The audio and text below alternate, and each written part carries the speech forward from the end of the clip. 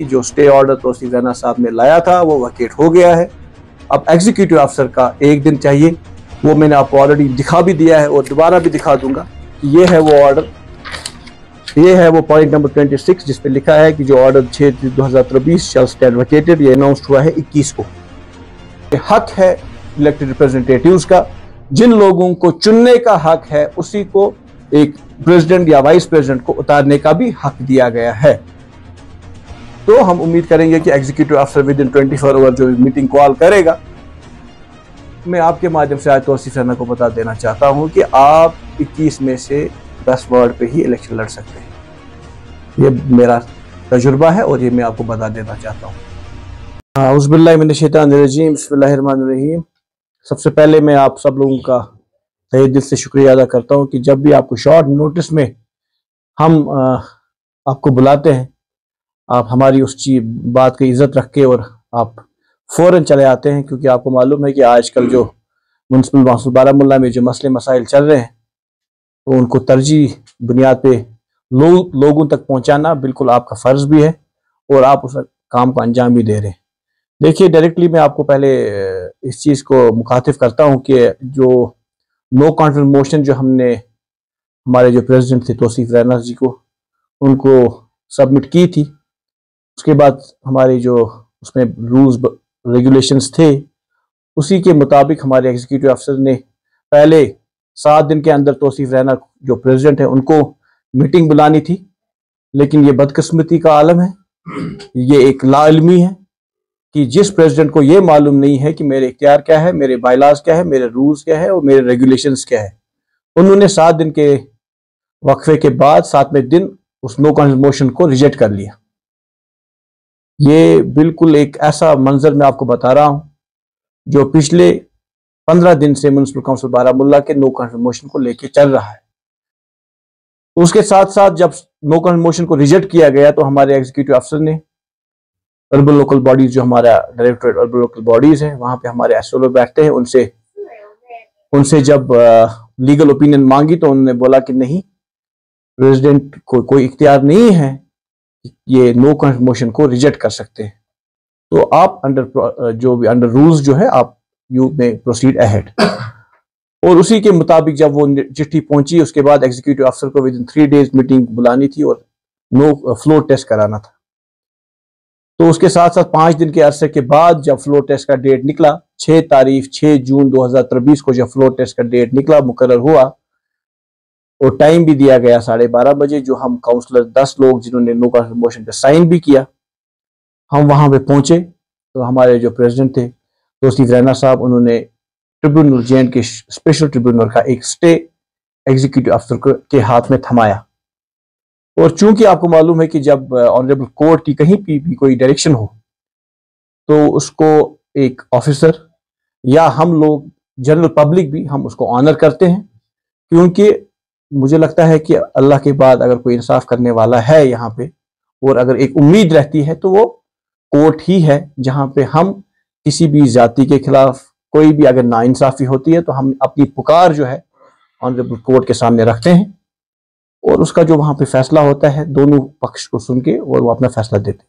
तो जब ये नो कॉन्फिडेंस मोशन का सिलसिला चला तो तौसीफ रैना जी ने जो स्टे हमें थमाया तो वो जेएंड के स्पेशल ट्रिब्यूनल का स्टे था।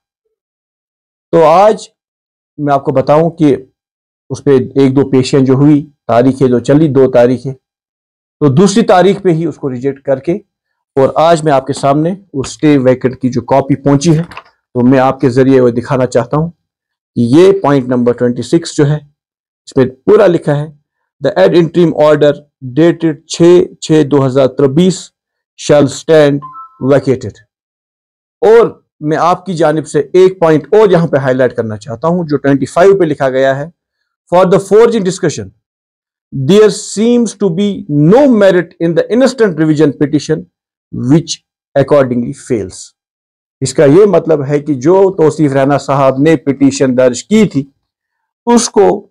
उसमें कोई भी ऐसा मेरिट नहीं था जिसमें वो बहस हो सके या कोई भी ऐसी चीज ला सके। उसके बाद जो the respondent is at the liberty to proceed strictly in accordance with the law in respect of the subject matter.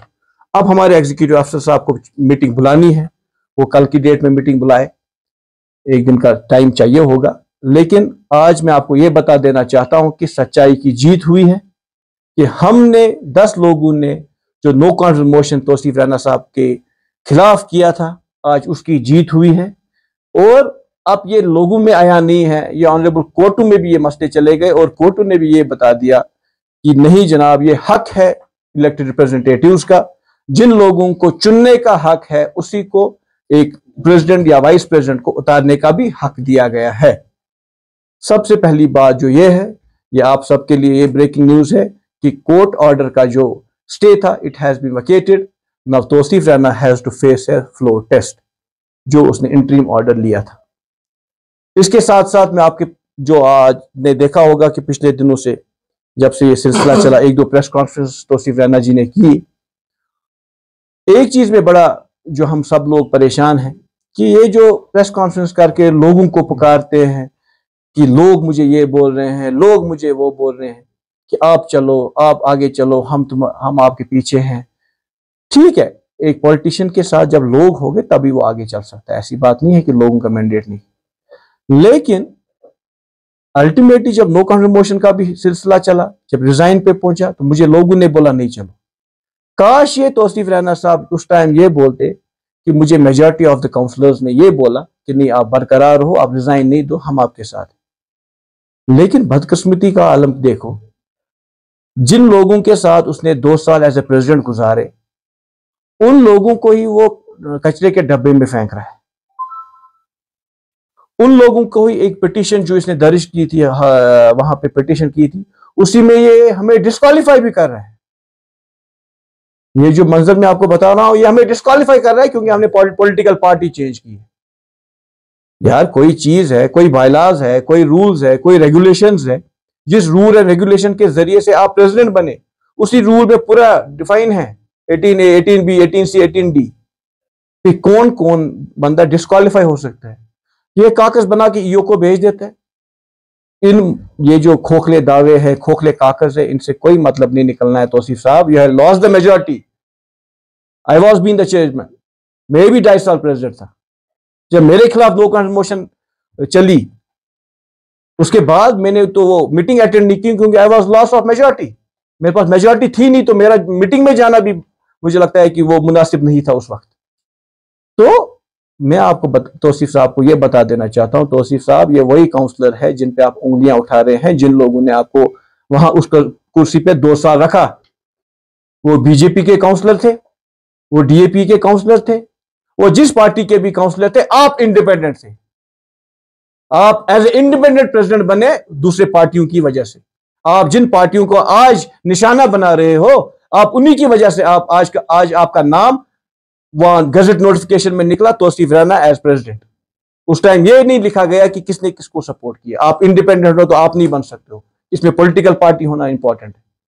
Tausif Raina साहब, आपको इलेक्शन लड़ना है तो मैदान में आके लड़ो। जब 2023 में नए इलेक्शन होंगे तब आप एज इंडिपेंडेंट लड़ो, फिर दिखाएंगे आपको पार्टियां क्या होती है। लेकिन आप उन लोगों पे ही निशाना ठोस रहे हो जिन लोगों ने आपको समर्थन दिया, जिन लोगों के साथ आपने काम किया, जिन लोगों से आप उठे, आप बैठे, उन लोगों पे आप उंगलियां उठा रहे हो। ये अच्छा नहीं है। आपको कल दोबारा से इलेक्शन लड़ने हैं, क्या पता दोबारा से आपको कुछ लोगों की जरूरत पड़े। इनको डिस्पोजेबल आइटम मत बनाओ।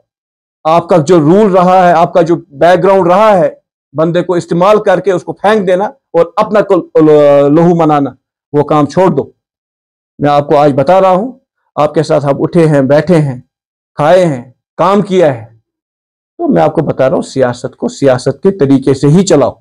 सियासत को गुंडागर्दी मत बनाओ।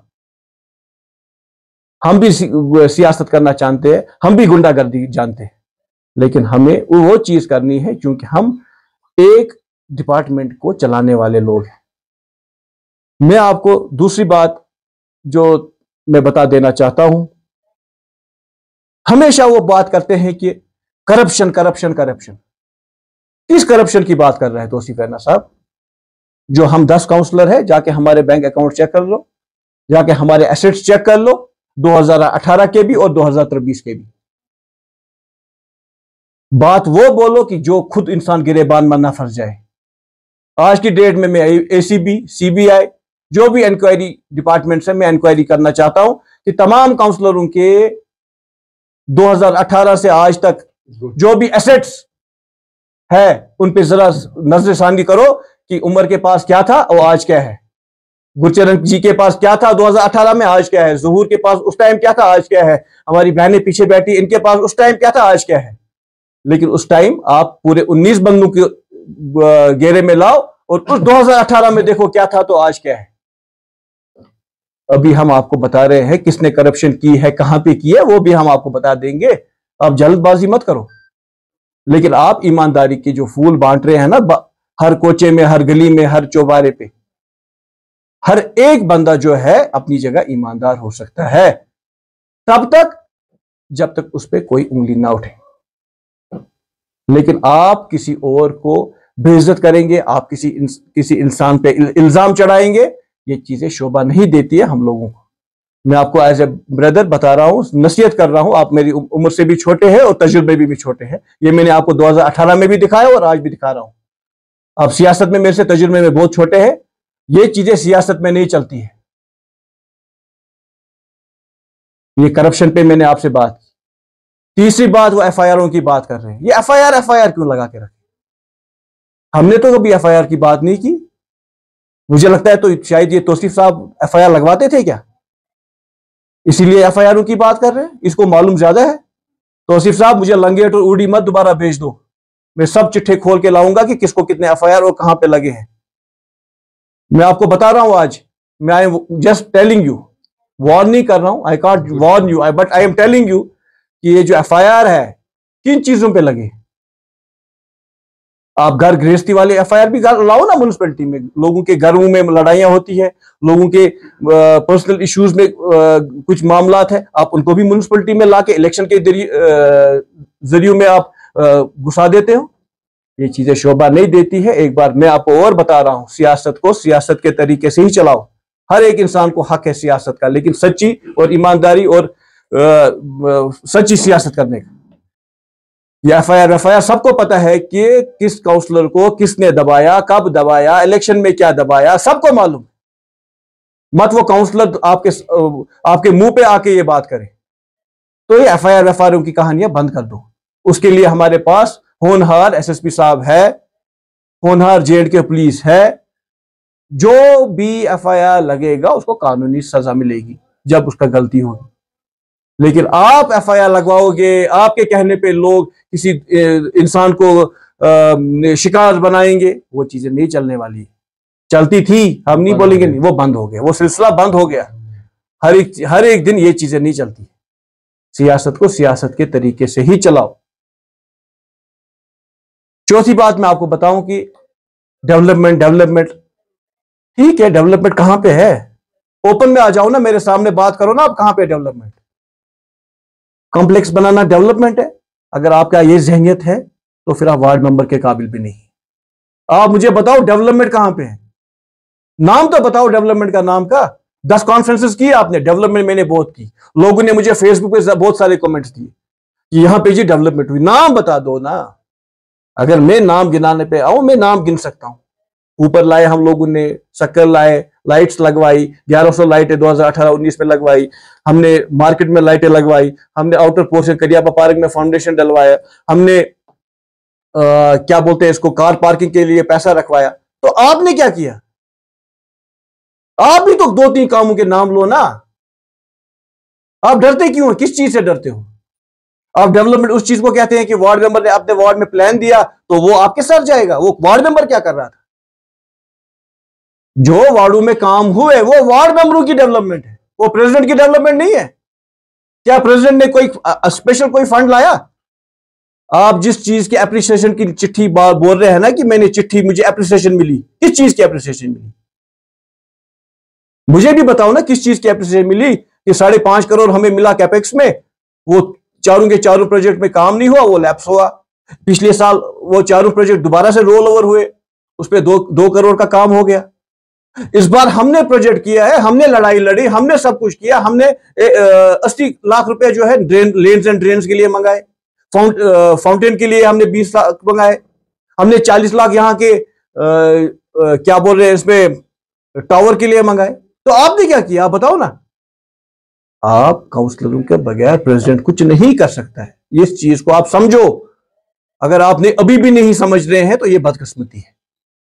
तो जो आप दावे करते हैं मेरे ग्रुप बनाओ, मैं 21 वार्डों में उठना चाहता हूं, आप 21 में क्या, आप 121 में पूरे डिस्ट्रिक्ट में लड़ो ना, कौन रोकता है आपको। लेकिन सच की सियासत करो, ये झूठ की सियासत करना बंद कर दो, ये गुंडागर्दी की सियासत बंद कर दो, धमकाने की सियासत बंद कर दो। अब सियासत जो है सियासत के तरीके में ही लड़ो। लोगों को नोशन नहीं दो नया इलेक्शन हो रहा है, अभी 3 महीने बाकी है, अभी 100 दिन है, 100 दिन, 100 दिन में नीचे का ऊपर और ऊपर का नीचे किया जाता है। ये नोशन जो आप दे रहे हैं ना कल की प्रेस कॉन्फ्रेंस से कि नहीं जी आप नए इलेक्शन होंगे, जब होंगे तब देखा जाएगा। हम नहीं ये कहते हैं कि नहीं होगा, होगा, और हम पार्टिसिपेट होंगे, और हम में से मेजॉरिटी ऑफ द काउंसलर्स दोबारा चुन के आएंगे, क्योंकि हम जमीन से जुड़े हैं, हम हवा में नहीं बात कर रहे हैं। हमने जब भी कोई मसला उठाया एडमिनिस्ट्रेशन के साथ उठाया, एलजी एडमिनिस्ट्रेशन से उठाया, हमने लोगों के हित में बात की, हमने हवा में नहीं बातें की। मैं आपको बता देना चाहता हूं, आपने 20 लाख का अप्रूवल दिया है लाइटों को, कहां है अप्रूवल, दिखाओ ना, आज की डेट पे दिखा दो, आज की डेट पे दिखा दो ना अप्रूवल कहां पे। अप्रूवल तब देते हैं जब काउंसलर उसके पास करते हैं। ये भी तो कभी बता दो कि हम काउंसलरों ने आज एक अप्रूवल बना दिया लाइट्स 20 लाख के लिए। 2 साल तो आपने एक लाइट परचेज नहीं कर पाए, और आप नहीं बताते कि हमें मुझे एप्रिसिएशन की लेटर मिली।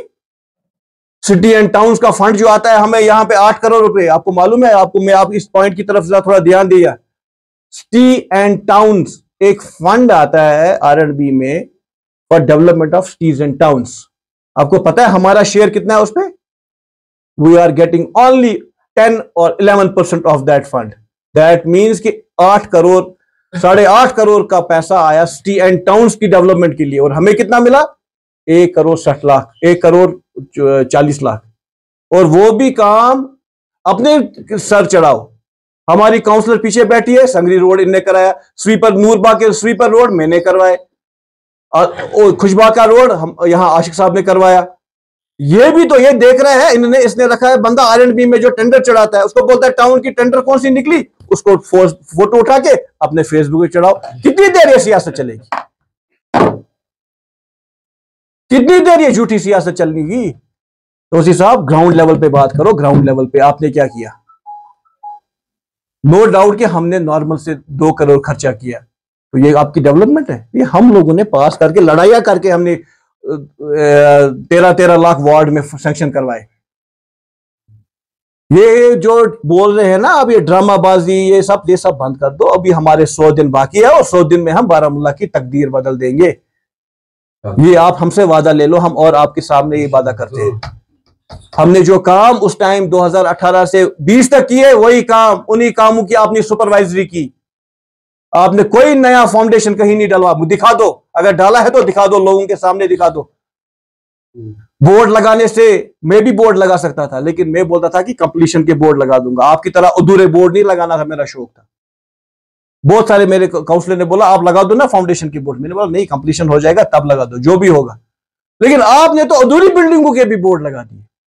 आपने तो काउंसलरों को साइड में कर दिया कि नहीं जनाब, तोसी राना से आपकी जय जयकार हो। तोसी साहब हम भी आपकी जय जयकार कर देंगे अगर आपने काम किए होते। सियासत में लड़ाई चलती है सियासत के दिन तक, उसके बाद जो बैठ गया उसको बाद हम सपोर्ट करते हैं। आप हमें यह बताओ हमने कहां आप सपोर्ट नहीं किया? हमने 13 लाख वार्ड में रखा है, हमने लड़ाइयां की है। एग्जीक्यूटिव अफसर हमारा इम्तियाजुल हक रातर था, हमारे डिप्टी रजिस्ट्रार थे, आप ले लो उनसे बाइट। हमने लड़ाइयां की है, नहीं हमें 13 लाख वार्ड में दे दो। नॉर्मल रिसोर्सेज कहां से बढ़ गया? ये आप 2018 की भी माली पोजीशन निकाल दो, आरटीआई कर दो 2018 की माली पोजीशन म्युनिसिपल काउंसिल बारामूला की, और 2020-21 की जब मैंने छोड़ा, और तब से आज बता दो कितनी परसेंटेज आपने उसमें बढ़ाई, कितना रेवेन्यू आपने जनरेट करवाया। ये चीजें खोखले दावे नहीं चलने वाले हैं। आप मैं आपकी चैनल से आज ये बता देना चाहता हूं कि जो स्टे ऑर्डर तौसीफ रैना साहब ने लाया था वो वैकेट हो गया है। अब एग्जीक्यूटिव अफसर का 1 दिन चाहिए, वो मैंने आपको ऑलरेडी दिखा भी दिया है और दोबारा भी दिखा दूंगा कि ये है वो ऑर्डर। ये है वो पॉइंट नंबर 26 जिसपे लिखा है कि जो ऑर्डर 6/2023 शैल स्टैंड वैकेटेड। ये मोहम्मद यूसुफ वानी साहब मेंबर जुडिशियल थे, ये अनाउंस हुआ है 21 को। दिस इज द डेट ये जब अनाउंस हुआ है 21 जून। तो हम उम्मीद करेंगे कि एग्जीक्यूटिव अफसर विद इन 24 आवर जो मीटिंग कॉल करेगा। और मैं आपके माध्यम से आज तौसीफ राना को बता देना चाहता हूं कि आप 21 में से 10 वार्ड पे ही इलेक्शन लड़ सकते हैं। ये मेरा तजुर्बा है और ये मैं आपको बता देना चाहता हूं, क्योंकि मुझे मालूम है इससे पहले भी जब 2018 में इलेक्शन हुए, आप उस टाइम भी 2 घर उठे थे, और अगर आज भी 2 घर उठेंगे वो 9 ही बंदे होते हैं। तो 2-3 बंदे अगर और वहां यहां से लाएंगे, 12-13 बंदों से आगे आप आगे नहीं चलेंगे। शुक्रिया।